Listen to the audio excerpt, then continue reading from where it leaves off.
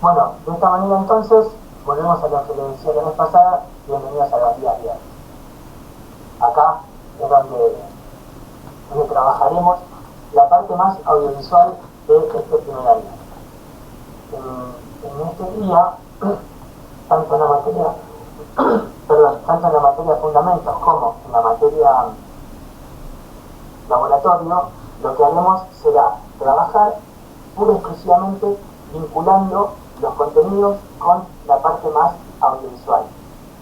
Como la materia lo dice, estaremos trabajando sobre los fundamentos de la fotografía, la imagen y el sonido. Esto hará que de alguna manera vayamos desmenuzando en partes cada uno de estos conceptos para elaborar aquello que simboliza la parte audiovisual. Veremos y desmenuzaremos cómo es la parte fotográfica, la parte del video que alberga todo esto, haciendo aproximaciones, como es el caso del sonido, en donde, bueno, trabajaremos el sonido, pero de alguna manera también trataremos de utilizar los recursos como les dije la vez pasada. El mejor equipo, que podemos tener es el que tenemos. Entonces tenemos que tratar de resolver las cosas de la mejor manera posible con lo que tenemos. Esto quiere decir que nosotros veremos, por ejemplo, más adelante, el funcionamiento de una cámara DSLR, ¿no? Trataremos de desmenuzar en partes cómo es el funcionamiento de una cámara reflex. Trabajaremos este tipo de conceptos y buscaremos una forma de utilizarlo. Pero teniendo en cuenta que vamos a trabajar de una manera virtual en un gran porcentaje de la materia, lo que nosotros podemos apelar es: tengo la cámara de un teléfono, voy a sacar fotos con la cámara de un teléfono.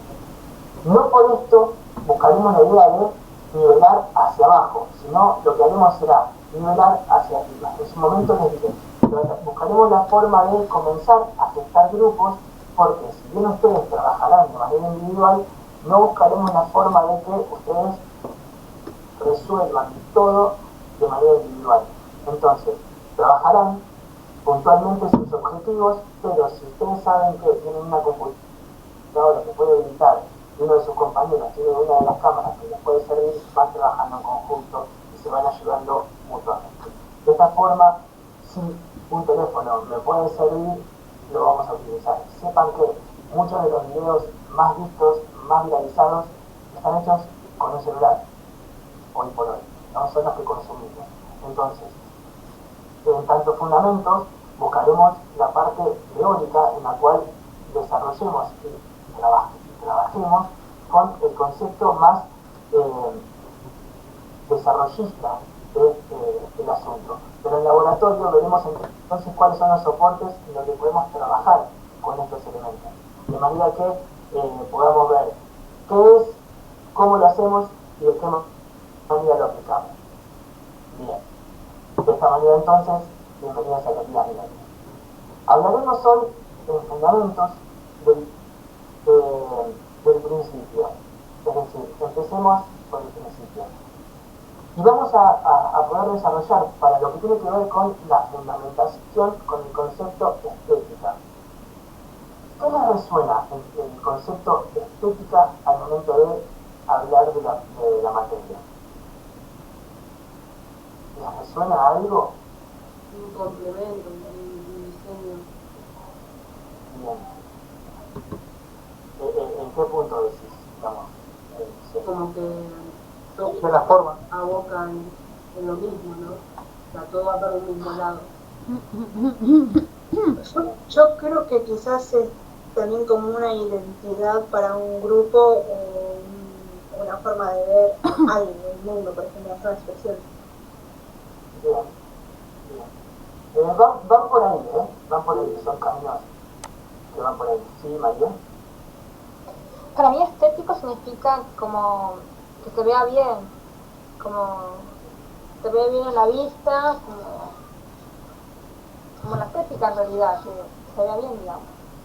Un trabajo o algo que hagamos, un proyecto, o las imágenes que hacen para tales que digamos que las arreglan bien, que son muy llamativas estéticamente.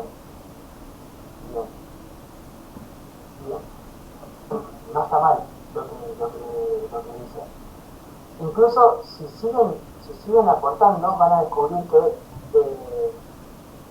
los conceptos que venimos trabajando acá, que van tirando a la mesa, de alguna manera están vinculados. Por ahí este último concepto está más asociado al concepto estético que se le da actualmente a todo aquello que se ve, ¿verdad?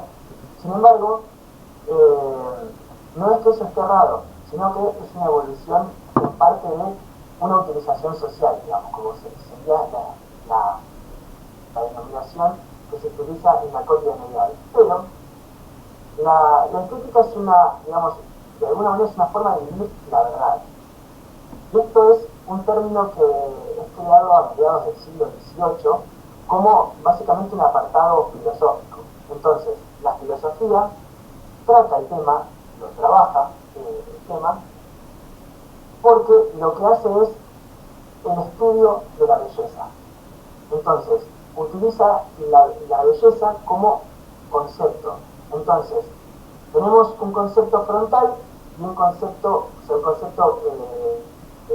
anterior y posterior, es decir, frente y dorso del asunto.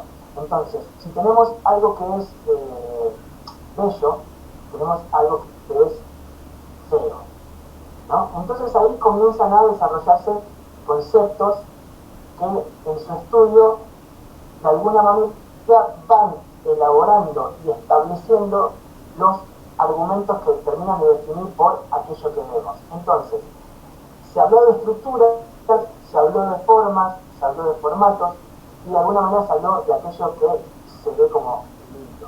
Pero aquí el concepto de belleza, de lindura, no deja de ser un concepto subjetivo, de manera que no hay una forma de delimitar como bello algo de manera totalitaria. Lo que para algunos es bello, para otros puede no serlo, pero dentro de la belleza hay estructuras que determinan cuando algo tiene más orden, más equilibrio, frente a algo que tiene más desorden y más desequilibrio, formalizando de alguna manera el concepto de la belleza y la fealdad. Entonces, el fenómeno artístico, les cito, perdón, el fenómeno artístico es ante todo un hecho y una operación interior del hombre entero, con todas sus facultades armónicamente ocupadas en comunicarse, en aparecer, en manifestarse.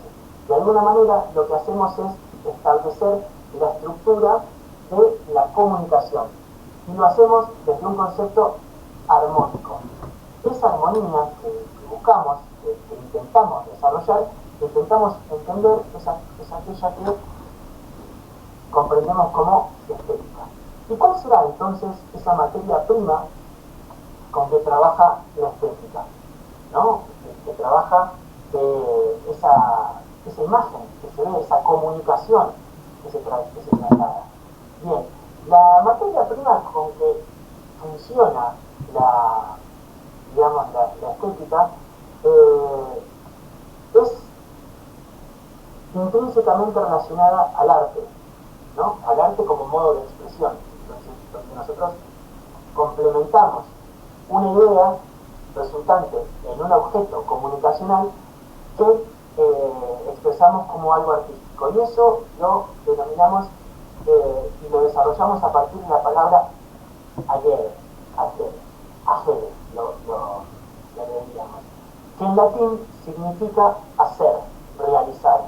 Entonces, todo artista debe sacar algo nuevo de una materia prima informe, es decir, conocen el concepto de nada es una creación espontánea.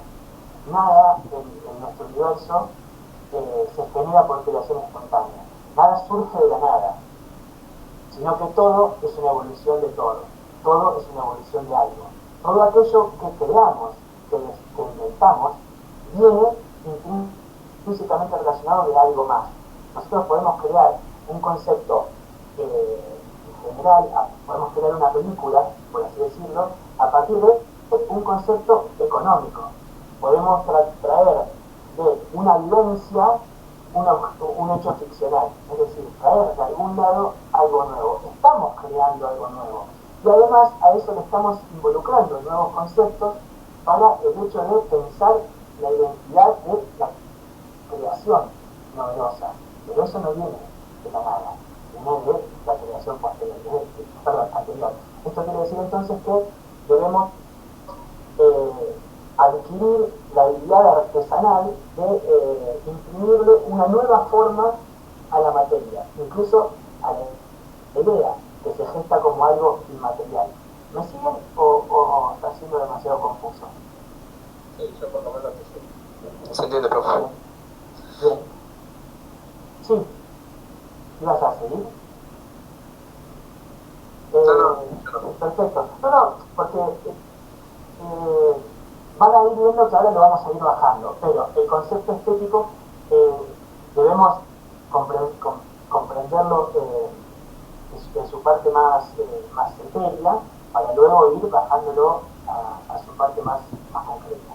Entonces, las materias o materiales con que trabajan artistas son de las más diversas índoles, ¿no? Como les digo, no tienen una cantera única a la que ir a por materia, ¿no? A por material. No es una mina de oro a la que uno vaya, no es una misma montaña a la que uno vaya a picar en busca de ese oro, sino que tenemos muchos y los más diversos, incluso sorpresivos y sorprendentes espacios para poder buscar un nuevo material que nos sea permisivo para el desarrollo de una idea novedosa. María nos aporta: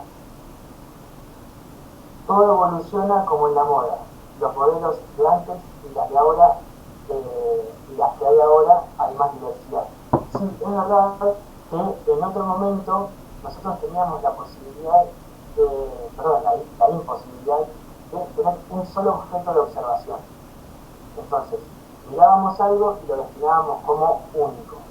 Hoy tenemos un gran abanico, una mayor variedad, pero sin embargo siempre tenemos pequeñas referentes a las que sentimos de manera lineal, que facultan de alguna u otra manera los lineamientos que establecen la imagen estética. Bien, Andrea, en tanto grabación, se nos complica la grabación total porque no nos permiten, tenemos la posibilidad de grabarlos, pero se nos corta antes. De esta manera nosotros podemos tener un uso del MIT ilimitado, pero sí tenemos una limitación con el tema de la grabación. Como les dije en la clase de ingreso, sepan que todo el contenido que vemos en la materia, una vez que se termine la clase, es subido al EDA. En estos momentos donde el soporte EDA no está en funcionamiento, yo se los envío por mail. Todo aquello, en cuanto vemos en la materia, se los comparto para que ustedes lo tengan y lo usen según lo requieran. Entonces, preocúpense que no hay ningún problema con respecto a eso. El material siempre lo van a tener. Entonces, la verdadera materia prima de un hecho artístico, entonces, esa cantera a la que vamos a ir a buscar los contenidos es la imaginación. Y la imaginación se nutre de cualquier concepto. No tiene un único horizonte, sino que sabe observar en diferentes espacios, sabe observar y sabe visualizar en diferentes espacios. Por ende, la materia prima de las facultades creativas son la imaginación. Entonces, ¿cuál es esa facultad imaginativa? Les leo: por un afán desmedido del intelectualismo se ha creído solo en las definiciones conceptuales y no se ha destinado el suficiente esfuerzo a la fecundidad de la fantasía humana, ¿no? Como que en un principio todo aquello que era gestado tenía este proceso de determinación del intelectualismo que de alguna manera iba despoblando de posibilidades la idea de que la fantasía en su mayor libertad pueda tener un desarrollo. Entonces, el artista se mueve, intuye, siente y se expresa porque se va nutriendo a través de imágenes. Son imágenes que vemos, son imágenes que de alguna manera mezclamos. Tenemos una identificación muy simple con el tema del mundo onírico, el mundo de los sueños. Ese mundo subjetivo en el cual todo aquello que hemos visto, hemos vivido en el día, en el transcurso de nuestra vida en general, del momento anterior a habernos dormido y el momento más primario que podamos recordar, todo aquello se mezcla creando un sueño. A veces a ustedes les pasa que sienten en el sueño que están en una casa, que la casa está en un determinado lugar, pero ustedes saben que esa casa no es la que las representa. Por ejemplo, sienten que sueñan la casa de la infancia que está como si estuviera en otra provincia o en otro país, pero ustedes saben que es la casa de su abuela en la infancia, que quedaba en la Pampa y resulta que ustedes abren la ventana y están en el Caribe. ¿Cómo se explica eso? No hay forma de explicar, digamos, de alguna manera con facilidad, pero esa facultad imaginativa es esa mezcla que permite que el mundo lírico sea permeable a la creación. Bien, entonces vamos viendo que como comunicadores, ¿no? como artistas que somos para el hecho de transmitir una identificación, una idea, nosotros vamos a ir pudiendo dar existencia a un arte más poético, compuesto solamente de ideas abstractas. Esto es esta imagen donde vamos viendo casa de abuela, Caribe, y lo mezclamos en un objeto común que termina siendo una nueva expresión. El término imagen, que es aquel que nosotros podemos utilizar constantemente, aún si tenemos la capacidad de poder ver, creamos una imagen a partir de alguna otra objeto sensorial, digamos, es decir, podemos crear una escena a partir del tacto que de alguna manera lo congregamos con el olfato, con la audición. Nosotros no lo podemos ver, pero fíjense cómo una imagen, un cuadro, una escena varía de acuerdo a los elementos con los cuales nosotros estamos observándolos.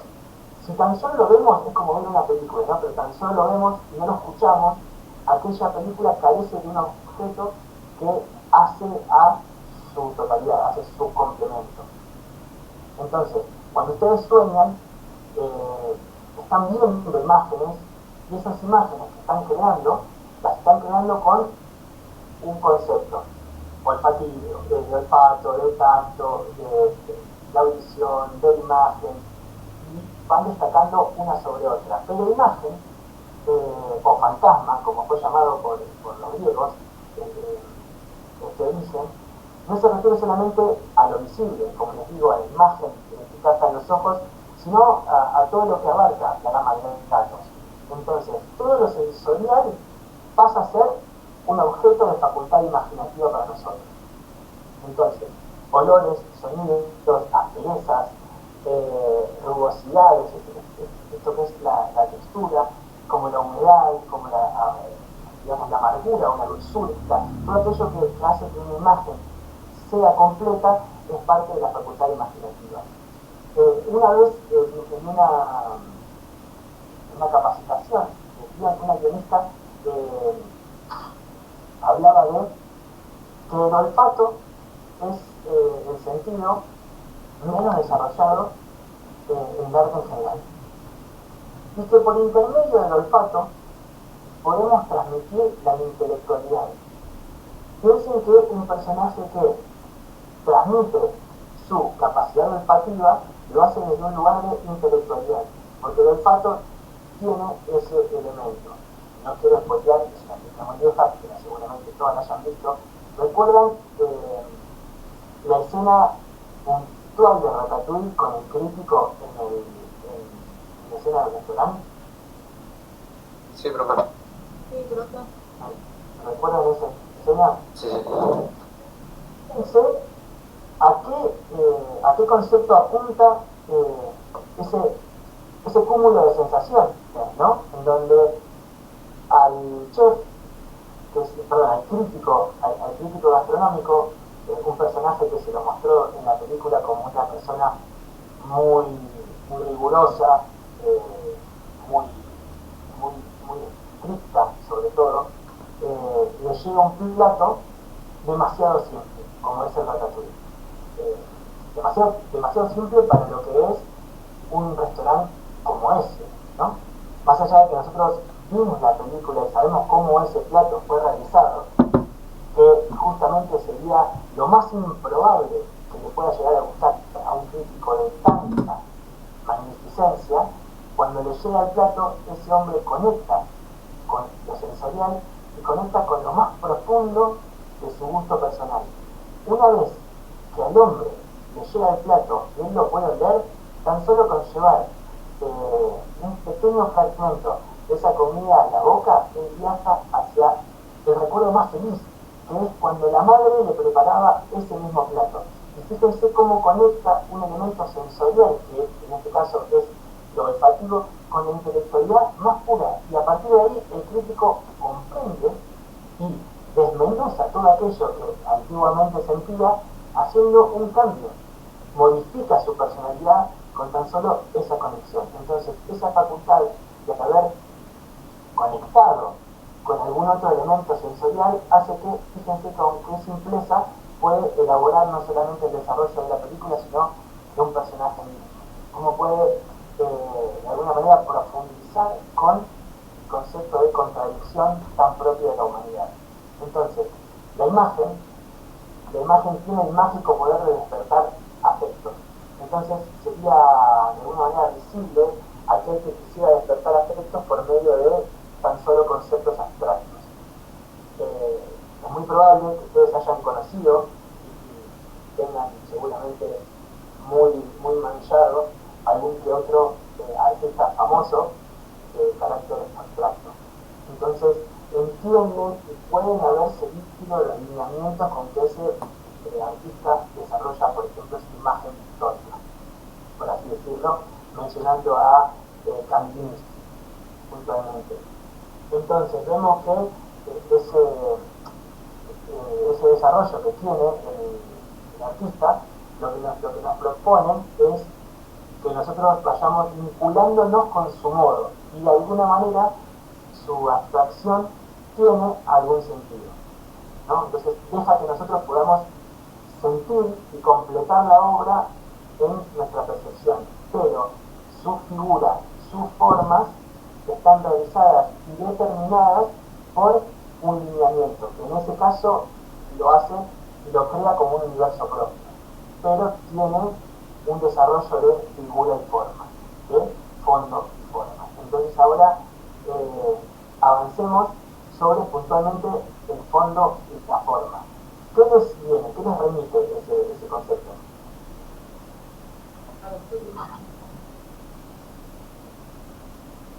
Bien, sí. En la escena, bro. Bien, sí. Entonces, exacto, se están bajando como locos. Hay un montón de gente que se está haciendo. El año pasado estuve en el Museo de Van Gogh, en donde mostraron las pinturas en pantalla y pusieron música relajante. Sí, esa era la muestra inmersiva de Van Gogh.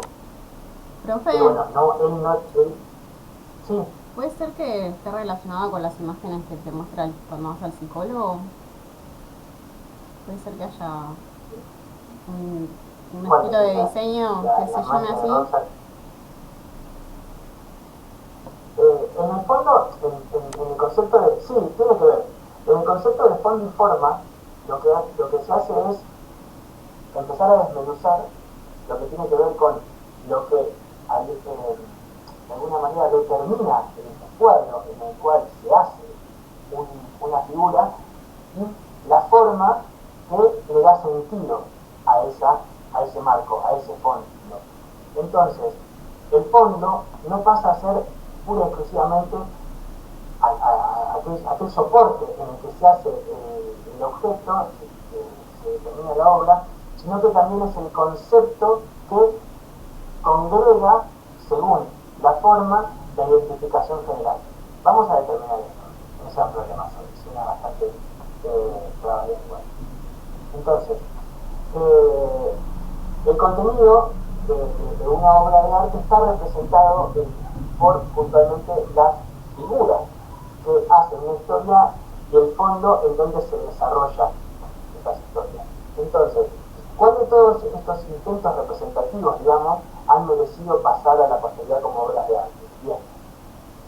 Lo representado, o sea, el fondo de la obra, es secundario si se lo extrae, digamos.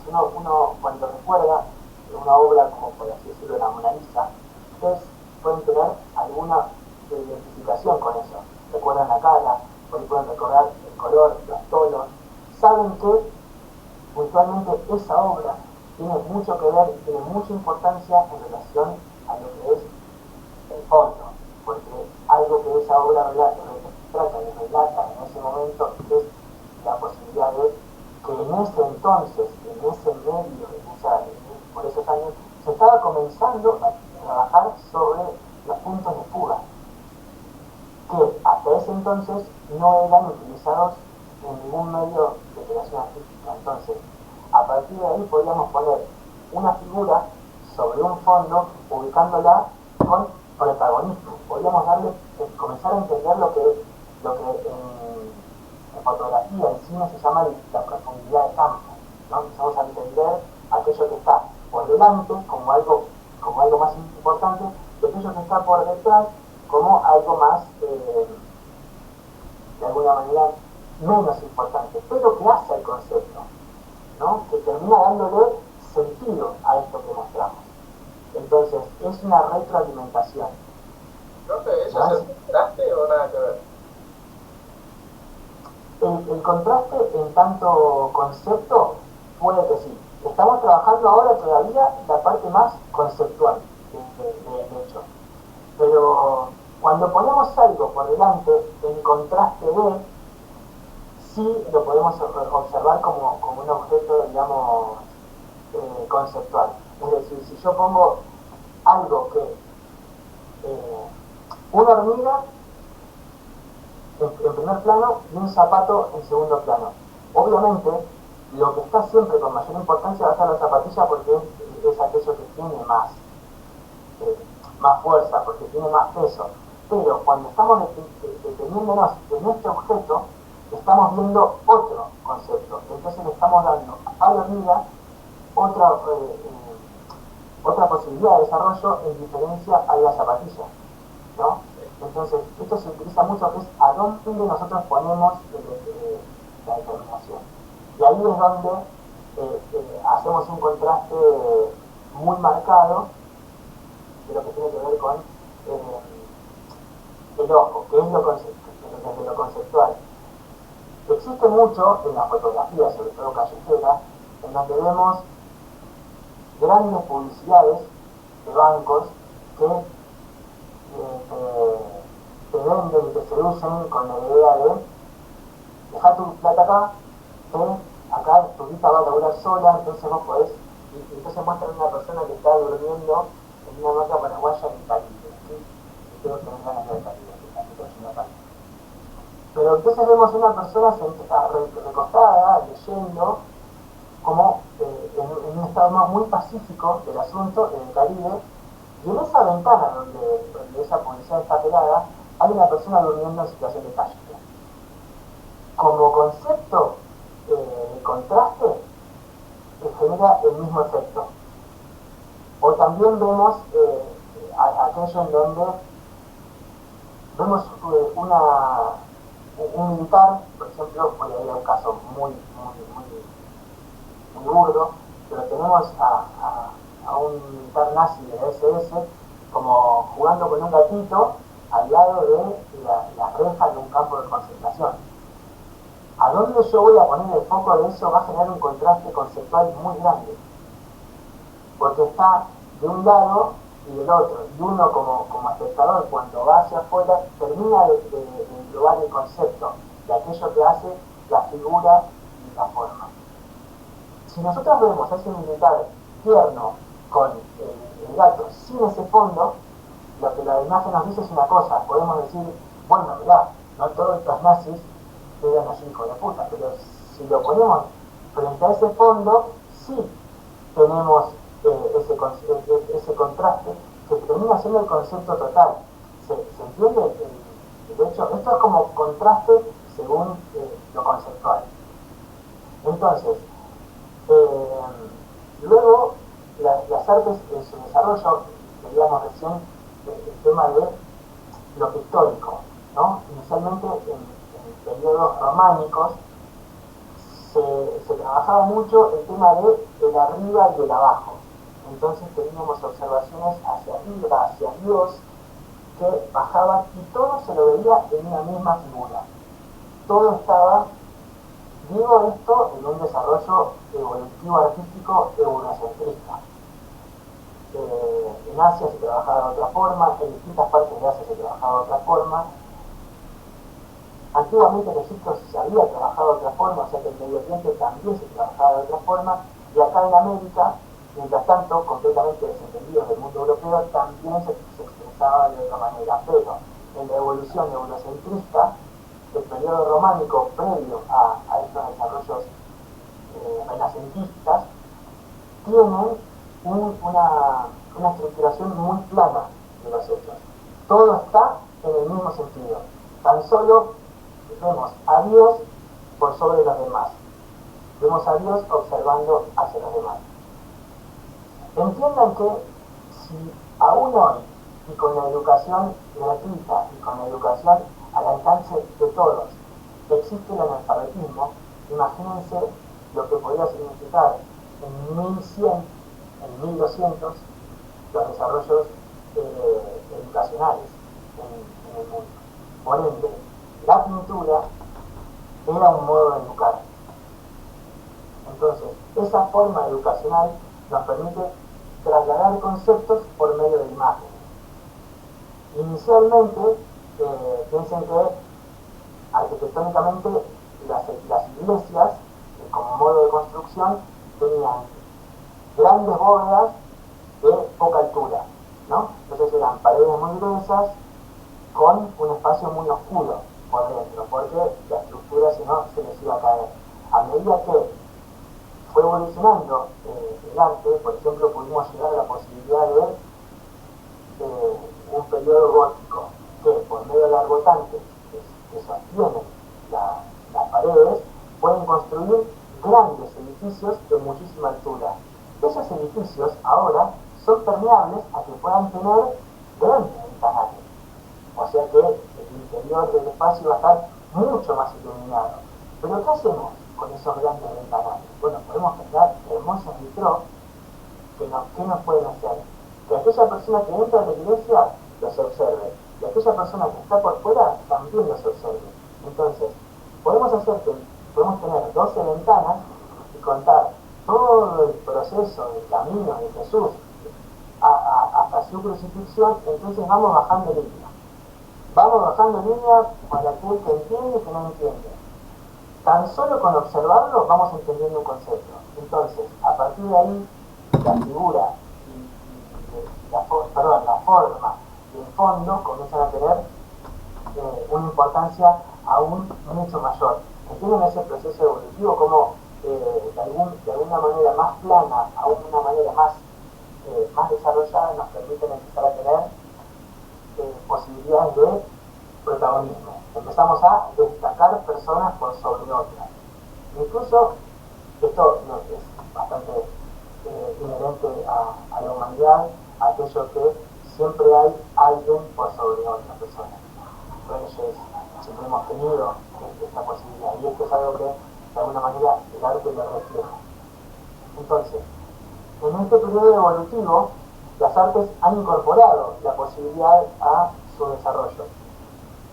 Hablando del cine, que es una de las artes consolidadas más novedosas, porque de las consolidadas es la más nueva, teniendo en cuenta que tiene tan solo 20 años, no, un poco más, 17, 30 años, el montaje ha permitido que nosotros podamos destacar una cosa por sobre otra. Vieron que alguna vez vieron esos desarrollos en donde estamos viendo una persona que corre, ¿no? Una persona que corre, y inmediatamente nos muestran una persona que está en un auto. Tranquilo, va con música, mira hacia atrás porque va con el bebé del auto, y volvemos y al lado una persona que corre.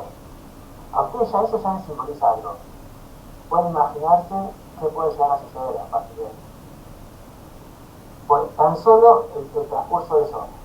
Tenemos las opciones a decir, este nieto va corriendo, esta otra persona va viendo hacia atrás, lo más probable es que cuando llegue a la esquina el auto se lo coma al que va corriendo. Podría llegar a hacer eso. Pero también podrían ser dos personas que están en lugares distintos y queremos confundir de esa forma. Entonces ahí es donde empezamos a hacer que el tratamiento irreal del espacio, del tiempo, las observaciones simultáneas de los hechos, comienzan a tener desarrollos de factores narrativos que son de por sí, de alguna manera, una deformación intencionada para un concepto argumental, para lo conceptual, para el desarrollo de una historia. Entonces, el fondo y la figura tienen un desarrollo según nuestra necesidad. Las utilizamos según aquello que queremos decir. Y la abstracción, por caso, tiene una creación artística, digamos, que surge y se desarrolla como fruto de un orden y una armonía que emanan pura y exclusivamente de la inteligencia. No hay en la naturaleza un hecho abstracto. Tan solo podemos no reconocerlo, pero la naturaleza no tiene dentro de sí misma una argumentación abstracta. Entonces, de todas las características que pudiesen de alguna manera enumerarse de acuerdo a la naturaleza y al mecanismo de su funcionamiento, la intelectualidad es la que llama a los conceptos y a las ideas de esto que venimos desarrollando, ¿no? Entendemos que por ahí podemos tener un color rojo que determina pasión y violencia, por ejemplo, y en un cuadro, en un lienzo blanco, un manchón rojo, así como violento, de esta forma, nos puede dar una identificación. Entonces podemos tener, como decimos, a Kandinsky o a Jackson Pollock con una pintura abstracta, pero que representa dentro de su universo determinados elementos, que es lo que hace que podamos observar su expresión de una u otra forma. Y están necesariamente conectadas con la intelectualidad, porque como decimos, no es algo que surja de la naturaleza por sí sola. Entonces, un concepto abstracto, les leo, obedece a ciertas normas o nociones convencionales que constituyen su definición universal. El concepto es formado por medio de percepciones sensoriales variadas. Entonces, podemos acá traer a colación una pintura, dejarla media hora proyectada y vamos a ver todas situaciones diferentes de la misma imagen, porque la intelectualidad que nos trajo a nosotros hasta acá, las reminiscencias, el bagaje con el que nosotros creamos nuestra capacidad de codificación no es igual, de manera que cada uno de nosotros observa la realidad de una manera diferente. La intelectualidad con la que interpretamos aquello se nos crea de una manera diferente. Bien, ¿cuál es entonces la reserva del despojo? Esto que les digo, es todo aquello que hace fácil la comunicación de lo conocido a lo desconocido, de lo concreto a lo abstracto, aquello que hace que genera deleite ante el conocimiento. Entonces, es precisamente lo accesorio que se despoja al objeto aprendido por el entendimiento de raciocinio, ¿no? Decía, la reserva entonces va a ser la memoria imaginativa que no solo conserva los datos sensoriales, sino que posee la habilidad, la cualidad de combinarlos para poder crear datos que jamás hayan estado expuestos de alguna u otra manera, que es lo que veníamos diciendo. Entonces, ante los mismos hechos, si ponemos en la mesa, que esto es un ejercicio que lo vamos a hacer más adelante, ponemos 3 fotografías para que creen una historia. A partir de ahí es imposible que podamos crear la misma historia. ¿Pueden estar relacionadas? Sí. Probablemente siempre lo que engloba a nuestra cotidianidad tiene injerencia en lo que opinamos, digamos, en la inmediatez. Es probable que más de uno pueda pensar una idea según corte de luz, por ejemplo, porque eso es algo que venimos viendo, observando en noticias, en el día a día, cortes de transporte o aquello que sea, que es lo que vamos viendo en el cotidiano. Pero más allá de eso, lo que cada uno cuenta utilizando esos elementos va a variar, porque la reserva de despojo, aquello que nos trajo hasta acá, es muy diferente en uno que en otro. Entonces, la resonancia afectiva que tendrá la expresión artística nace de la unión de la interoperación de estos objetos. Entonces, las facultades humanas son muy diversas, pero trabajan para la misma comunicación. Entonces, ¿dónde buscar el objeto preciso de tantos estados anímicos, digamos, macros, cuya única definición entonces es la definición explicativa? Y les veo, tratando de usar metáforas lejanas y figuras de lenguaje que puedan reproducir experiencias ávidas de algún hecho. Entonces, para definir una persona, por caso, acudimos 100 veces más a sus sentimientos que a sus ideas. Es más fácil entender quién es una persona según lo que siente que a aquello que expresa. Porque aquello que expresa está necesariamente relacionado con su intelectualidad.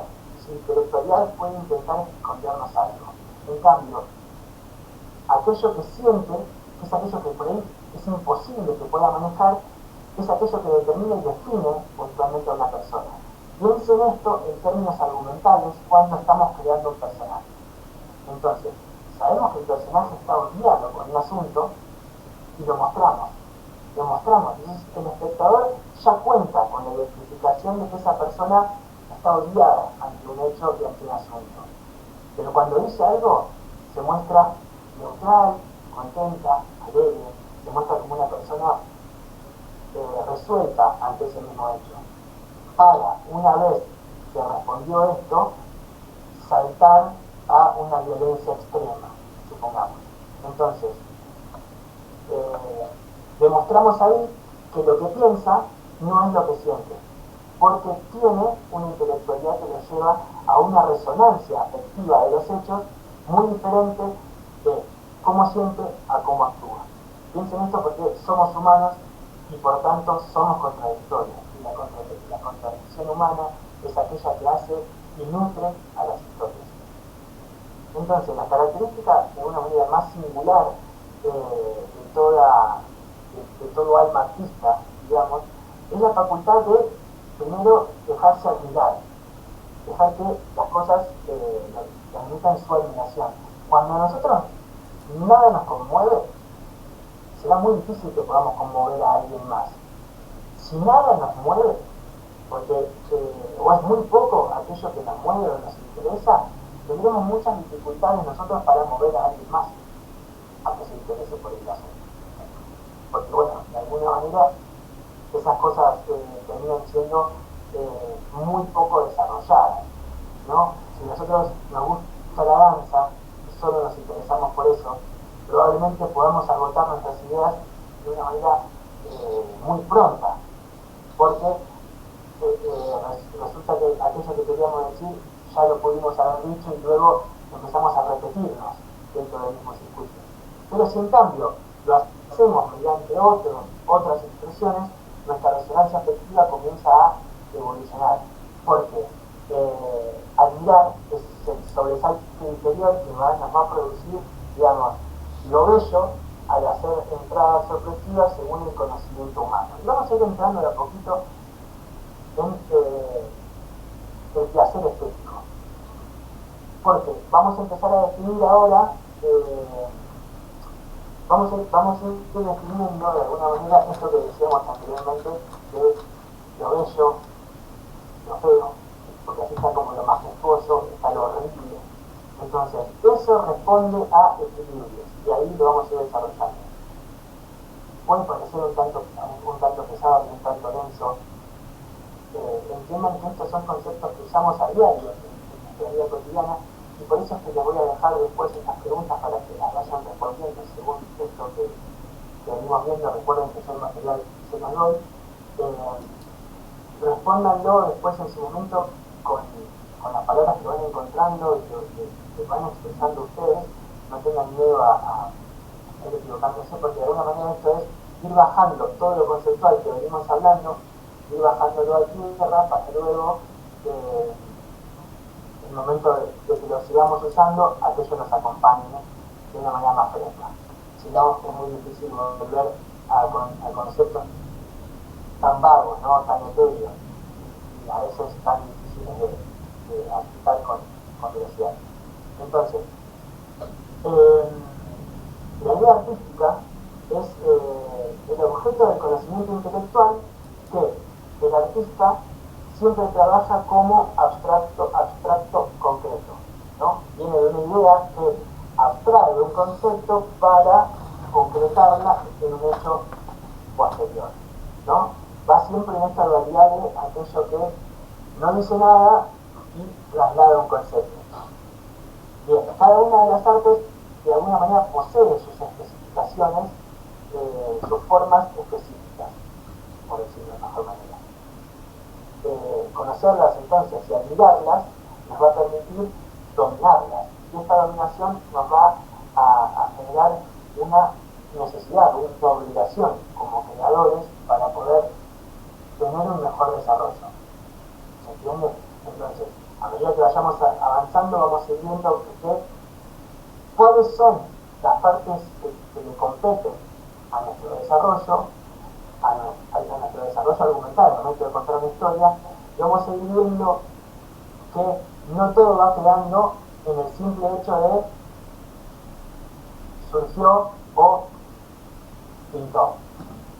Podemos tratar de hacerle creer a la gente que pintó, que esto que queríamos hacer surgió, pintó, sin más, pero esas cosas vienen de algún lado, ¿no? Y tienen una imagen posterior, esa facultad imaginativa que venimos hablando, esa resonancia afectiva, vienen de algún lado, porque tienen un bagaje cultural previo que hace que eso las pinte, surja con facilidad. Y eso es porque tenemos un desarrollo previo a este desarrollo. Entonces podemos crearle la idea a la gente de que eso pintó, en realidad tiene un trabajo por detrás, que es esto que estamos ahora observando. Entonces, el contenido argumental, significado, vamos, de alguna manera intrínseco a todo uso reflectante en las artes, ¿qué termina siendo? De tal manera un secundario al arte mismo. No sé si se lo repito. El contenido argumental, significado intrínseco a todo uso reflectante en las artes, es de tal manera secundario al arte mismo que jamás se justificará el valor intrínseco de una obra en sí misma. Suena muy rebuscado, pero es la forma en que esos hechos son dados. ¿Se entiende? Creo que es más vago el concepto, pero es muy simple. Profe, Sí. lo que yo entiendo es, por ejemplo, una película. La película por ahí es más importante su forma técnica que en su guión, en lo que significa, ¿sí? O por ejemplo, un arte, una pintura, es mucho más importante los colores y cómo se trabajó que lo que el artista le pueda llegar a dar significado. No, en relación a esto, como lo decís, es que nosotros podemos, por ejemplo, destacar la plasticidad de la película. Podemos decir qué buena fotografía que tiene, pero la fotografía esa, sin un hecho artístico que lo respalde y lo acompañe, no va a decir nada. Por más desarrollado que esté su concepto fotográfico, no va a llevar a ningún lado. Entonces, no hay un valor por sobre otro. Lo que es importante, como les dije la vez pasada, es que la vivas el mensaje. Es decir, lo más importante es lo que queremos decir. Y todo trabaja en función de eso. Una pintura, entonces, que son 4 líneas, tiene un mensaje detrás. Entonces, todo aquello que engloba esas 4 líneas, hacen al mensaje total, hacen al concepto total. Entonces, no hay algo que sea mayor que otro, porque todo es una técnica que funciona para ese hecho comunicacional, que es aquello que nosotros queremos decir. Ok, y en base a este concepto, yo anoté que el contenido argumental es secundario al arte mismo. ¿Cómo sería? Mira, te leo la definición esta nuevamente. El contenido argumental, significado intrínseco a todo uso reflectante en las artes, pues todo aquello, digamos, que está dentro de aquello que vemos, es de tal manera secundario al arte mismo que jamás se justificará el valor intrínseco de una obra por su contenido argumental. Es esto que no podemos desmenuzar ni juzgar una sola cosa por todo lo demás. Las cosas son bellas en sí mismas y tienen su belleza, su mayor o menor belleza. A veces han visto que, por ejemplo, alguna actuación pudo resultar un poco negativa en el total de la película, algún personaje que les pareció bastante pedorro, ¿no? Al momento en el que le dieron, es como decir, ay, se me cae un poco la historia, pero no se les termina de caer porque entienden que hay algo que es supra eso mismo. No hay algo que lo podamos sacar y justificar por todo. Es secundario, pero no es menor, es una sumatoria, ¿se entiende? Como esto que trabajan en cooperativa, todos en función de esa misma historia. Entonces, vamos a ir avanzando sobre lo que tiene que ver con este placer estético, esta observación, y quizás esto que de alguna manera apuntamos inicialmente, aquello que observamos cuando empezamos con la clase, que es lo que empezamos a comentar. Perdón, me decías Patrick Balderman con las tarjetas, pero no comprendí. Fue un ejemplo de cuando dijiste que el ser intelectual actúa de una forma pero siente de otra. No sé si vieron la película esta de American Psycho. Sí. Es un meme ahora, pero el chabón mostró, o sea, hay una escena en que el chabón estaba re caliente porque estaban todos mostrando su tarjeta y él quería que fuera la mejor de todas. Y el tipo termina siendo una tía. Sí, claro, eso es lo que nos permite entender la forma de entender la parte interna de un personaje. Estamos adelantándonos un poco llegando al cine. Esto, inicialmente, imagínense que en el siglo XVIII, cuando comienza a desarrollarse, tiene una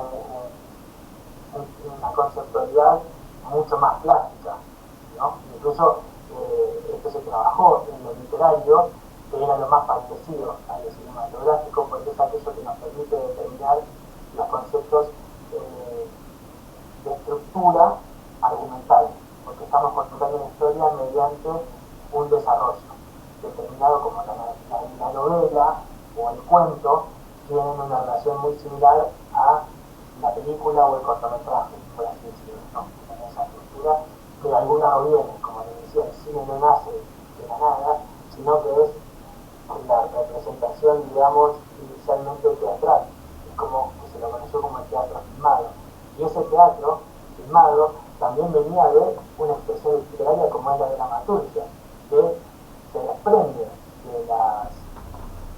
de los hechos narrativos clásicos de novela o cuentos, por ejemplo, o poesía, y las engloba todas dentro de un nuevo lineamiento literario que es la dramaturgia, que es con la que se desarrolla la teatralidad, que después da lugar al cine, y así es como decía, nada es una generación espontánea, sino que todo es una evolución de algo. Entonces, el placer estético principalmente es, como dijimos anteriormente, característica subjetiva. Siempre vamos a estar detrás de él, me gusta o no me gusta.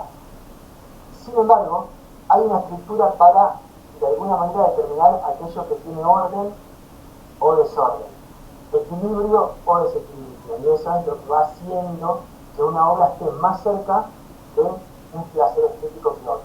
A alguno puede gustarles mucho el desorden, entonces eso, ejemplo, me puede encantar el punk por sobre, digamos, el rock sinfónico de los 70. Entonces, hay una estructura que determina el punk que tiene mayor o menor simpleza frente a otro que estoy contratando, como en este caso es el rock sinfónico. Entonces, uno por sobre otro me va a decir una historia u otra. El punk resulta un tanto más desordenado, pero ese desorden tiene un equilibrio. Quizás menor al otro, pero lo tiene. Y es un modo de desarrollo que acá, como les digo, decanta en el me gusta o no me gusta, que es el placer meramente subjetivo. Bien, el desinterés entonces va a tener, digamos, esto se lo voy a mostrar. A ver, espérenme un segundo.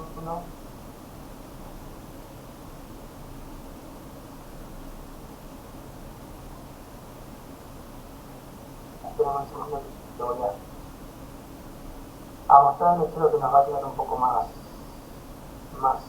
gráfico.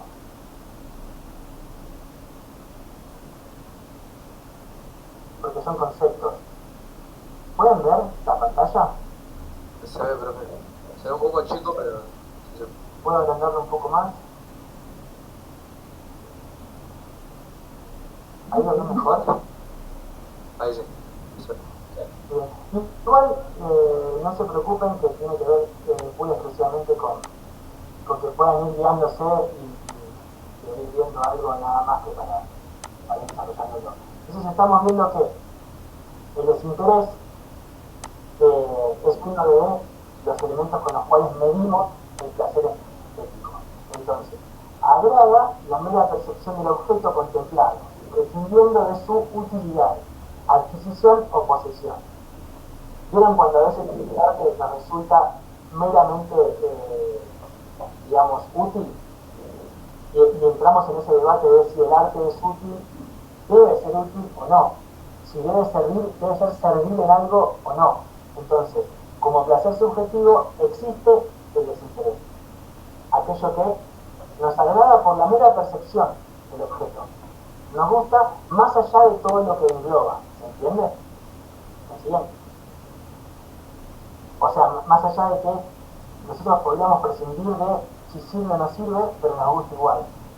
Si lo adquirimos o no, nos gusta igual. O bien, si podemos poseerlo, si tiene posesión o no, nos interesa por sobre esto. El factor humano, que es este que decimos que agrada, porque llega al conocimiento humano. Porque entendemos que es recíproco. Y va hacia nosotros, ¿verdad? Es un camino que tiene ida y vuelta. Y eso es como decir un cuenta que los mismos, que buscamos a tiempo. Sí, allá.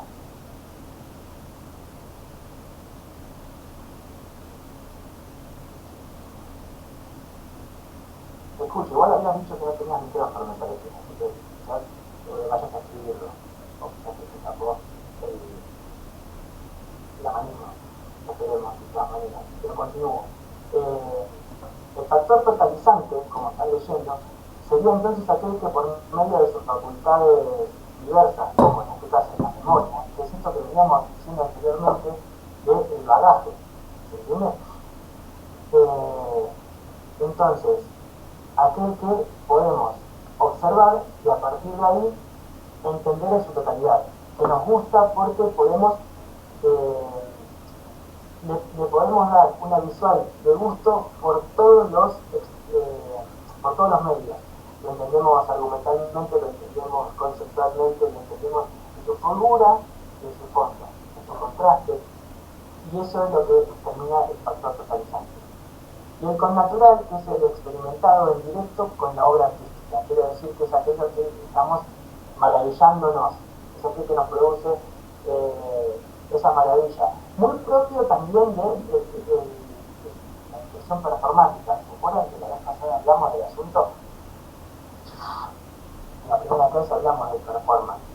Que en algún momento es el caso que yo creo que les había traído a colación, no sé si les había dicho, la expresión performática sobre, por ejemplo, el 24 de marzo, digamos, ¿no? Sobre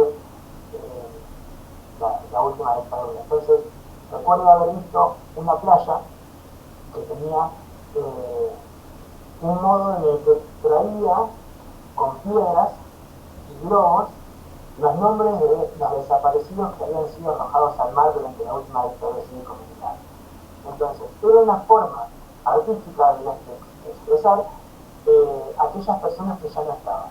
Y las podían traer a costa y darle un cierre. Entonces, era todo un concepto, pero ese hecho, sin observación, no existe. Lo termina de completar la persona al observarlo.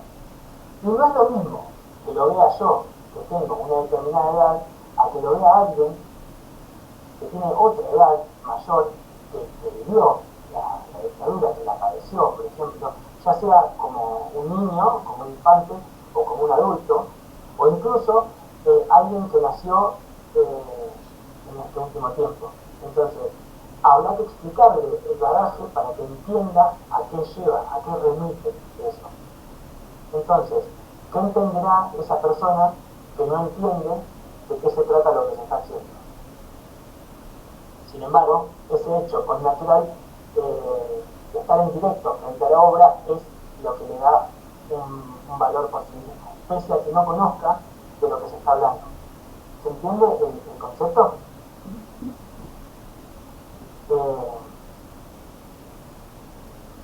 Imagino que no van a hacer todas las clases de esta manera.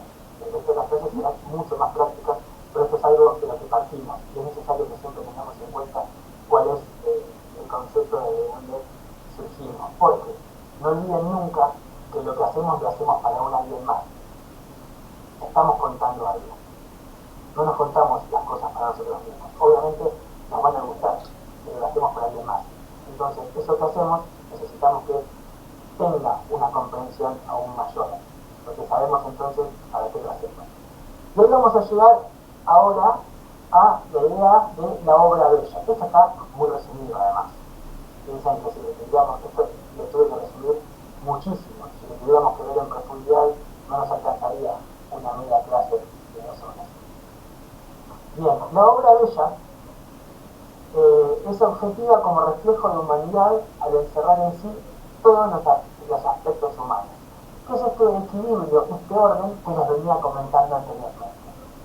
Entonces, vamos a ver que la obra bella, que es aquella que nos produce un valor estético mayor, es la que se define según lo bonito, bello y sublime. Lo van a encontrar por ahí si lo buscan de distintas maneras. Esto es un concepto que también trabajó Aristóteles, esto de bonito, bello, sublime. Entonces, puede haber otras definiciones, porque de hecho en la crítica de la razón pura Kant lo trabaja de esa manera. Siempre son cosas que parten de, pero tienen un desarrollo posterior. Distintas ramas filosóficas han utilizado la estética para contar su expresión, pero hay un consenso en que estos son los elementos con los cuales podemos objetivar una obra. Entonces vamos a centrarnos en esto para entender el concepto mayor. Y no vamos a profundizar aún más. Eso será ya por un gusto personal en el que ustedes, si se sienten atraídos, pueden ir a profundizar aún más. Van a encontrar que es muy interesante el tema, pero a la materia le interesa tan solo esta observación. Entonces, en lo bonito, como objetivación de obra, predomina el orden y la falta de grandeza. Entonces, lo bonito es lo bello en pequeñas proporciones de perfección. En lo sublime predomina la grandeza y el orden, o sea que es lo bello en grandes proporciones de perfección. ¿Se entiende? Tenemos que una obra bella puede ser bonita, bella o sublime, pero lo bonito es aquello que de alguna manera carece, tiene orden, pero carece de grandeza. Le decimos bonito a algo más pequeño, le decimos bello a algo que tiene orden y tiene mayor grandeza que lo bonito, pero es bonito frente a lo sublime, que tiene una perfección mucho mayor porque es grande, predomina la grandeza con mucho orden. Entonces, para que algo sea bonito, vemos que, para que algo sea bello, ya sea bonito, bello, sublime, va a tener que tener orden. El orden en sí es aquello que determina la belleza. Les pasa que a veces escuchan una canción que no saben de dónde viene ni a dónde va, como que no explota, no tiene un orden claro, y por más gran artista que sea la persona que lo hace, vemos que no nos lleva a ningún lado, ni viene de ningún lado. Entonces ahí es donde entendemos que a eso carece de orden. Y ese orden que no entendemos por incapacidad, o que no lo entendemos porque no lo tiene, finalmente pierde su concepto de belleza, pierde su concepto de algo bonito o sublime. En general, una canción no va a ser sublime, la podemos llegar a conocer como bello. En la exageración natural propia del argentino, podemos llegar a decirle cosas mucho más grandes a cosas mucho más pequeñas. Pero esto es como una determinación escalonada para que entendamos puntualmente cómo es esa observación. Y entonces, en lo ridículo, lo feo y lo horrible, en contraposición justa y oposición a lo que venimos viendo anteriormente de bonito, bello y sublime, vamos a encontrar que la fealdad es la privación de la belleza y falta de orden. O sea que acá ya encontramos que hay algo que está muy desordenado, por ende nos produce una fealdad. Pero si es algo pequeño, algo chiquitito, lo vamos a ver como algo ridículo. Pero si eso, si el desorden es leve, entonces nos va a resultar ridículo. Pero si el desorden ya es algo más grave, nos va a resultar feo. Pero si el desorden es enorme, nos va a resultar horrible. Estos conceptos han estado muy cerca nuestro en el último tiempo según la corrección política. La corrección política ha hecho que nosotros podamos revisionar aquello de lo que nos reíamos hace muy corto tiempo, entonces podamos observar que antiguamente había cosas que estaban carentes de orden porque ponían, o sea, ustedes entienden que, por ejemplo, en el caso del humor, basta con solo poner algo en un lugar donde no va para que eso produzca humor, ¿no? Poner una persona, imagínense esta situación, voy a apelar a cualquier ejemplo. Imagínense una persona en zunga, con patas de rana y un inflable de patito en la cintura, o sea, acá porque no le baja porque tiene una panza muy grande. Imagínense esa imagen, con lentes y un piluso. En el medio del Teatro Colón, en una presentación de Marta Félix. Claramente, estoy tirando un ejemplo por sí mismo. Claramente estamos viendo un personaje en un lugar donde no lo va. Si ese personaje lo ponemos en una playa de Río de Janeiro, no va a desentonar, porque quizás es el lugar natural para que una persona así esté. No así en el Colón. Así como si pusiéramos un piano de cola en el agua, en una playa de Río de Janeiro, vamos a entender que ese lugar no es el natural. Le podemos dar un costado poético a ese asunto. Podemos ver que eso va ganando en belleza, porque estamos queriéndole contar algo diferente. Entonces podemos decir, mira, podemos tener quizás un concierto, por traer el ejemplo anterior, podemos hacer que esté haciendo un concierto para aquellas personas que fueron tiradas al río y que no han podido volver. Entonces, ese piano, en ese agua sucia del Río de la Plata, por ejemplo, ese piano que suena, y que suena vacío, imagínense, suena vacío, y la música la hace según vibraciones de olas, para la gente que ya no está, adquiere un valor poético. Y entonces, a mayor grandilocuencia de lo que estamos contando, va teniendo de belleza a sublime. Si lo hacemos al revés, si lo hacemos de una manera diferente con otros conceptos, vamos adquiriendo que si ese desorden en lo que ponemos el piano nos va resultando leve, va a ser simplemente ridículo, como que algo que nos resulta ridículo. Lo entendemos, pero nos da como... Sería como algo surrealista, ¿no? Sí, claro. Pero vieron que a veces el surrealismo tiene un concepto muy profundo, porque de hecho el surrealismo cuenta con pequeños elementos grandes conceptos, que es lo que habíamos visto anteriormente. Que es esto que decíamos, según cuando entendemos el concepto que a veces no entendemos la primera imagen, pero luego se nos termina de completar. Entonces, imagínense, me resultó como linda esta imagen que estoy haciendo del piano en el mar tocado para personas que ya no están, ¿no? O una lectura poética para personas que ya no están. Poemas escritos durante el encierro y que uno los lee para que salgan al aire y puedan contar un buen. Entonces, ese asunto va haciendo que vaya adquiriendo, y ese valor, como decía Brian, ese valor de surrealismo, va ganando mucho poder. El surrealismo era capaz de, con muy pocos elementos, decir gran cantidad de conceptos. De hecho, lo sigue haciendo. Quizás su época de oro ha pasado, pero hay grandes exponentes actualmente, y Spinetta, perdón si lo traigo de colección, pero es una artista que amo y que me valgo muchísimo. Spinetta era un gran exponente del surrealismo, sobre todo en sus etapas experimentales.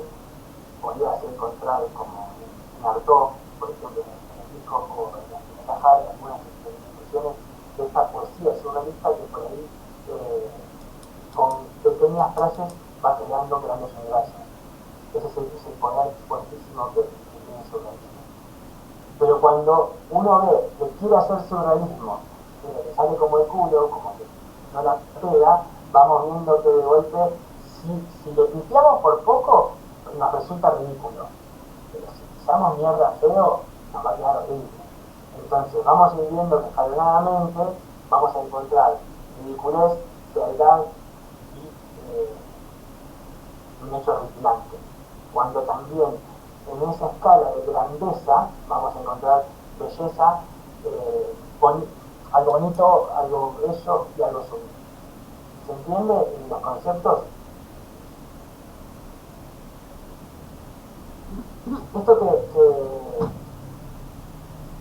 Esto que decíamos anteriormente del humorismo es algo que a nosotros nos permite poner algo en donde no va.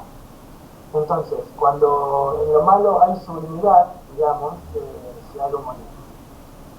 Entonces, nosotros solemos, como humanidad, reírnos de las desgracias, porque eso es lo que hace, de alguna manera, que podamos revernos, ¿no? Cuando nos vemos ante un hecho, es como que nos revisáramos, y el humor nos permite revisarnos, porque nos permite ridiculizarnos, porque en realidad nos permite caricaturizarnos. Y la caricatura lo que hace es resaltar elementos y conceptos. ¿Vieron los dibujos que se suelen hacer en la calle, esas caricaturas que se hacen en las plazas? Que de golpe una persona la dibujan y le hacen unos dientes gigantes, ojos inmensos, o una nariz chiquitita, o orejas gigantes. Bueno, ahí es donde se destacan los elementos por sobre los demás. Y eso es cuando adquiere un poder de conceptualización muy grande en la caricaturización. Y eso produce humor, porque nos permite revisarnos y reírnos de ese hecho. Entonces, es preciso no confundir el humorismo, el humorismo con la comicidad, que tiene que ver con que una se va a basar en la ridiculización, fuera de lugar, esto que les decía la persona en Zoom en el Teatro Colón, cuando lo otro está basado, se hace en la empatía de conocernos, el interpretarnos, el revernos. ¿Me siguen? Perdón que les pregunto tantas veces, pero resulta un poco vago los conceptos y por ahí no los quiero cambiar. No sé, ya no Se va entendiendo igual, profe. Sí, profe. Ya no falta poco. Genial. Bueno, básicamente entonces vamos a ir entrando en los procesos de unidad, que es el concepto más elemental del cual nosotros nos vamos a valer para que una obra sea a la misma vez más difícil de construir. No sé si se entiende. O sea, la unidad lo que nos va a permitir es que domine, organice y confabule todos los elementos de la obra en un solo objeto total. Entonces, anteriormente habíamos hablado del concepto de fotografía. Recuerden que dijimos qué buena fotografía, que si la película es una bosta, de nada sirve que aquella fotografía haya sido tan buena. Entonces, la unidad hace que todo confabule en beneficio de lo que se va a contar. Y eso es lo que hace este criterio de unidad. La música de la película, a veces pasa que alguna música les resulta que les entona. Hay muchas personas que lo utilizan como concepto. Por ejemplo, sobre todo en el cine más moderno, se me viene a la cabeza la película de María Antonieta, de Sofía Coppola, en la que se trabaja un concepto de época, que es previo a la toma de la Bastilla, a finales de 1700, y la música es moderna, la música es actual. Entonces eso produce algo disonante, porque entendemos que no es esa la música natural del momento. Sin embargo, no es un sonido diegético, ya veremos más adelante qué significa. No es algo que ellos escuchen en el lugar, sino que es algo extradiegético, es algo que escucha el espectador, no los personajes. Pero como personajes al principio no suena disonante, luego con el proceso de la película lo vamos entendiendo y ya lo entendemos como propuesta, ya se nos propone. Entonces eso ya es una unidad. Si tan solo una música de rock and roll hubiese quedado al principio de la película y luego continuábamos con sonido de clavicordios, aquello hubiese sonado como un error, porque ya esa música no correspondía a un criterio de unidad, porque había quedado como disonante. Pero si toda la música pertenecía a un mismo patrón, por más que sea disonante las imágenes, pertenece al mismo criterio de unidad. Entonces, la repetición unifica y le da ese criterio de unidad temática. Seguimos la historia del mismo personaje, no vamos saltando de un lugar a otro, o sea, no es que empezamos con una historia y luego la resolvemos y continuamos con otra dentro de la misma película, sino que todos los personajes que ingresan a una historia lo hacen en función de nuestro protagonista, que son los ojos de nuestra historia. Si lo vemos en una pintura sucede lo mismo. Todos aquellos personajes que ingresan en la historia lo hacen para complementar la idea del personaje central que está desarrollado ahí. Así sea colectivo, porque por ejemplo podemos estar tratando sobre, como dije recién, la toma de la Bastilla. Las pinturas que tratan el tema, lo que tratan es la toma. Entonces utilizan a unos guerreros por sobre otros como algo conceptual. Y todos en cuanto funcionan dentro de la obra, lo hacen en función conceptual de lo que se quiere apuntar. Entonces ahí es donde se crea la unidad temática. Aquello que termina funcionando como hacia donde iremos va siempre a cumplir con la misma identificación. En el tema del humor, la repetición, que más allá de unificar, genera humor. Por ejemplo, ustedes saben, por donde lo miren, que, no sé, seguramente todos conozcan a Chavo del Ocho. Me enojaría muchísimo si alguien no conoce, me estaría sintiendo demasiado viejo, pero todos saben que si a Kiko le pegaban, ¿qué hacía Kiko?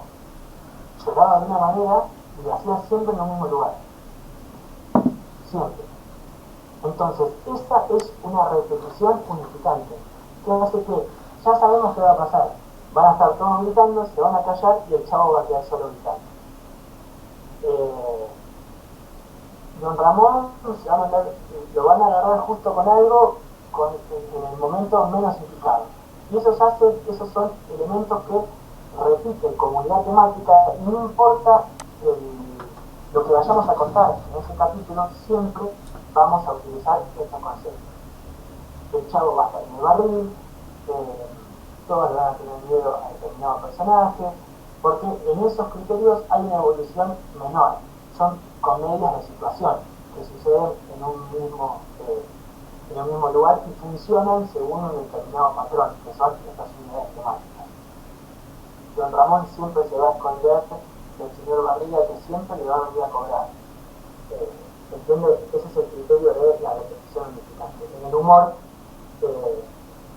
genera este tipo de repetición para elaborar conceptos argumentales. Bien, el ritmo temático va a estar puramente asociado a esto que venimos diciendo, porque es aquel que nos permite pensar una velocidad. Ustedes entienden que cuando escuchan un tango saben que va a tener un determinado patrón, ¿no? Va a estar marcado en cuartas, entonces determinado ritmo musical va siempre a tener un flamenco, va a tener otro, va a estar en octavas, entonces siempre vamos a repetir el mismo patrón. Ese ritmo está en las películas, está en las pinturas, porque el desarrollo en el cual miremos, nosotros observemos un objeto artístico, vamos a hacer según un ritmo temático que nos es propuesto. A nosotros se nos propone un ritmo temático, así sea escultórico, pictórico, digo como algo fijo, ¿no? Teniendo en cuenta de que la música, la danza, o el cine o el teatro ya nos proponen un elemento rítmico temático mucho más fácil de visualizar, ¿no? La obra, a veces le pasa a usted decir, está buena la película, pero es muy lenta. Eso es porque el ritmo temático de la historia argumental se cuenta según una determinada forma. Entonces, a veces pasa que ustedes ven un video, pero le entienden que ese video tiene una música, ¿no? Y a veces el corte, el montaje, puede ser montaje rítmico. Entonces, ustedes van viendo que tiene un ritmo de batería. Ta, ta, ta, ta, ta, ta, ta. Cada vez que golpea esa batería hay un corte. Y entonces, si ustedes ya ven que hay un corte ahí, cuando siguen la batería, van viendo que cuando llegue el otro corte, ta, ta, ta, ta, ta, ta, ta, ta, ta, van a esperar que haya un corte. Si no lo hay ahí, van a sentir que hay un error. Porque eso es como funciona el latido del corazón, supongamos, ¿no? Tiene un pulso vital. Y cuando ese pulso vital falla o se altera, el concepto es denominado como un error. Y entonces ahí el ritmo temático falla y ustedes entienden que ahí hay algo que no está funcionando. Bien, la variedad en este punto, ya voy a cortar, así ya nos dejamos un poco de tiempo para descansar antes de encontrarnos en el laboratorio y poder ir al baño, tomar agua, hacerse más amante o aquello que requiere.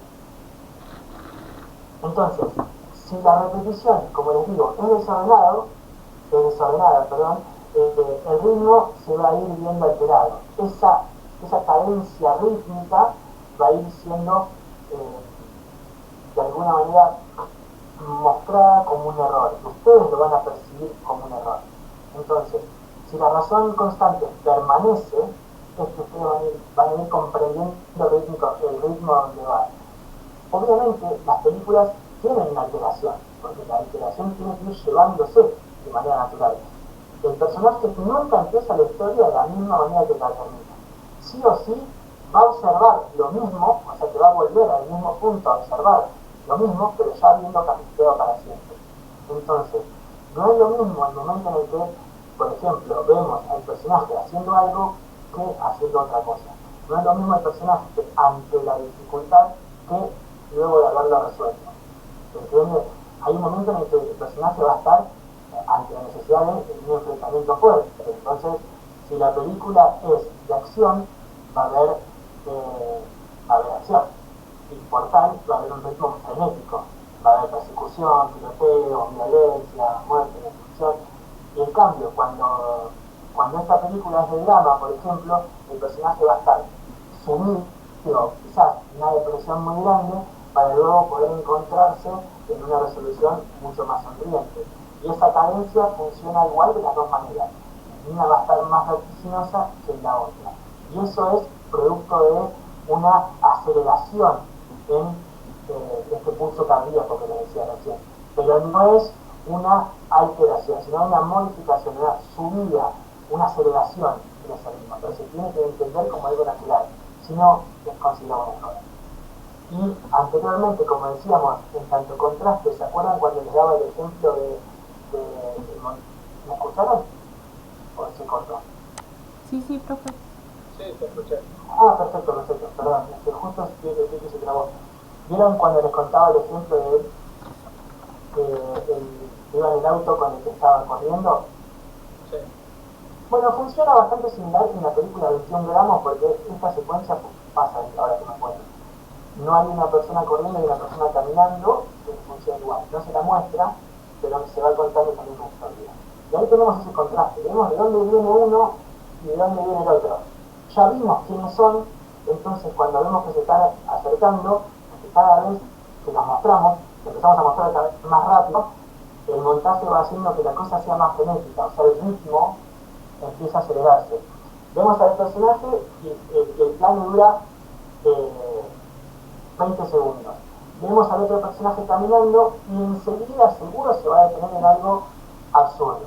Va a ver que tiene los cordones desatados, va a haber un detalle absurdo. Entonces van a ver, perdón, absurdo no por sí solo, sino algo menor, algo simple. Entonces vamos a ir viendo que ahí el plano va a durar 20 segundos. Vamos a ir al otro y va a durar 15, 10, 7, 5, 1, y vamos viendo que se va cada vez acelerando mucho más el corte entre uno y otro hasta que finalmente por ahí vamos a un plano que dura 30 segundos y una persona que se va corriendo hacia el que suponemos es el lugar del encuentro. Y no mostramos más nada. Eso es puntualmente lo que pasa en la película de Childrama. Y vemos uno, otro, y en un momento vemos a un personaje que hemos visto en el medio que estaba entre medio de estos dos porque el auto pasa por ahí. Era un hombre que estaba limpiando el pasto. En realidad vieron esas máquinas que van soplando las hojas, que van tirando el aire a las hojas para amontonarlas. Cuando el personaje ese ve el accidente, suelta el aparato queda sonando en el medio, entonces genera un ritmo molesto, un sonido propio de la máquina en funcionamiento sobre un plano vacío que no dice más que lo que ya nos podemos imaginar. Lo entendemos, conceptualmente vemos que lo que no está dentro del cuadro se completa en la imagen porque ya entendimos su objeto totalizador, ya lo entendimos y nos quedó este elemento disonante. Cuando vamos a un corte posterior hay un silencio y ya todo está comprendido. ¿Se entendió? Tan solo son tres planos que por medio del montaje se van acelerando cada vez más hasta que llega a este cuarto plano que termina por complementar todo lo anterior. Y es esto lo que determina el desarrollo progresivo, que va avanzando según los elementos de evolución natural.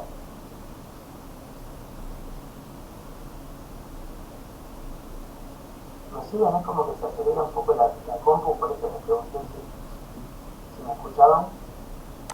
Sí. Vaya, por tu mano. ¿Tenía alguna? No. Voy a solamente a pensar un poco porque está como un poco ralentizada, por eso.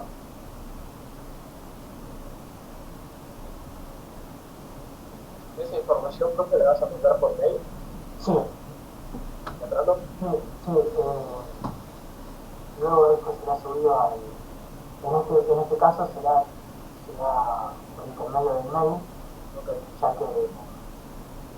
que todavía no tenemos habilitado el EVEA, luego será siempre comunicado por EVEA, e incluso cuando ya tengamos nuevamente el EVEA en funcionamiento, voy a subir esto, no lo voy a dejar en las últimas clases que vengan, sino si se nos demora hasta medio año, digamos, igualmente encontrarán las imágenes de las primeras clases. Entonces, vemos así que se conforma el ciclo total, que es la repetición, el ritmo, todo en este plan que consta de las partes fundamentales, como lo son la presentación, el desarrollo, la culminación y el desenlace, ¿no? Como el medio aristotélico por el cual siempre conocimos la poética, que es la introducción en medio del desenlace, ¿no? Vamos viendo que en mayor o menor medida, con más o menos puntos, siempre es esto: a alguien le pasa algo y lo resuelve de una determinada manera. Entonces, estas partes van a estar siempre comprometidas según lo que vimos anteriormente, según esto que anteriormente estuvimos observando en el proceso. Bien, entonces, el espacio-tiempo va a ser algo que nos interese, porque es el que nos va a determinar la figura, nos va a determinar como haciendo el concepto total del fondo y la forma. ¿Entienden eso que veníamos viendo anteriormente?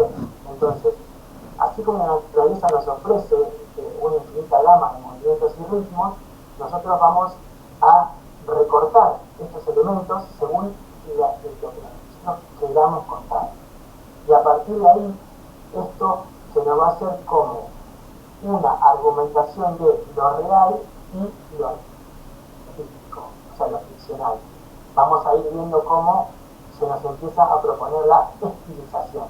Que esta estilización es esto que venimos viendo como el concepto estético, que es el que le da una argumentación artística a este recorte de la naturaleza, a este recorte imaginativo que hacemos complementando los objetos que venimos desarrollando con las ideas.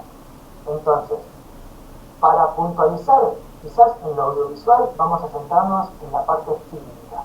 Y la parte fílmica, que es la que un poco le da de mamar a todos los objetos audiovisuales que vinieron a posteriori, al video, a las reels y a todo esto que hoy tenemos en boga y en constante uso, tienen como su aceleración en esta belleza fílmica, que como conclusión total de la clase de hoy la veremos como que tiene un análisis objetivo de imagen. ¿Se acuerdan que la imagen era este fantasma al cual observaban los griegos? Esta imagen que como un fantasma se nos proyectaba como real, como una realidad dentro de la realidad, pero no dejaba de ser un objeto fantasmagórico, o sea, imaginativo.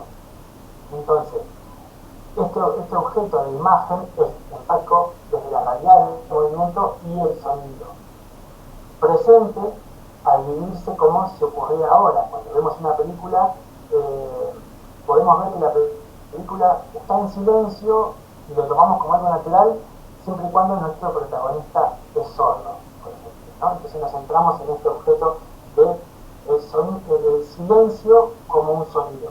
No sé si alguno vio la película que había ganado el Oscar como mejor diseño sonoro del año 21, que era a lo mejor el nombre, que es la historia de este baterista que comienza a perder la audición. Realmente desde este ángulo es impresionante, muy bien realizado. El silencio gana ese valor. ¿Te acordás, Andrea, del nombre? A ver si me fue. Creo que ruido de metales era o algo así. Ah, no, esa es más nueva. No. Profe, creo que Sound of Metal, sí, esa. Sí, sonido de metal, sí. ¿Vieron cómo el sonido adquiere un valor argumental hermoso? Porque no solamente el sonido, sino el silencio es que propone esa necesidad. Bien, entonces, es significativa, digamos, al dejar huella de sentimiento, idea o imaginación inconsciente.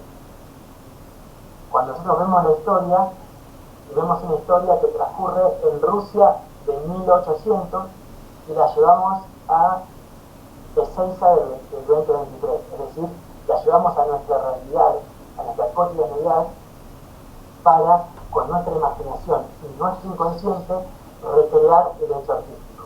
De manera que va a ser direccional por objetivo de recorte de pantalla, o sea, no va a mostrar todo, sino que va a mostrar aquello que a nosotros nos interesa que muestre, la vida de nuestro protagonista. Y la vida no la vamos a mostrar en su totalidad, sino aquello que meramente es crucial para su desarrollo argumental. Entonces, plástica, porque va a sugerir y expresar fílmicamente aquello que desarrolla.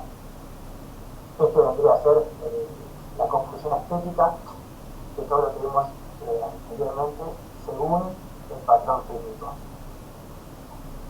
Espero que no les haya quemado demasiado la gorra con todo concepto, con tanto concepto filosófico, pero tenía sentido que lo trabajemos porque es algo que nos va a acompañar por el resto del año e incluso a posteriori. Así que los voy a liberar para que vayan al baño con un puño, acomoden el mate, hagan aquello que necesitan y les parece que nos encontremos 10. Dale.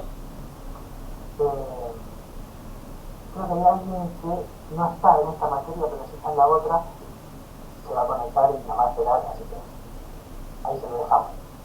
Los espero entonces a las 3:10 para que sigamos con la siguiente clase. Muchas gracias. Hasta luego.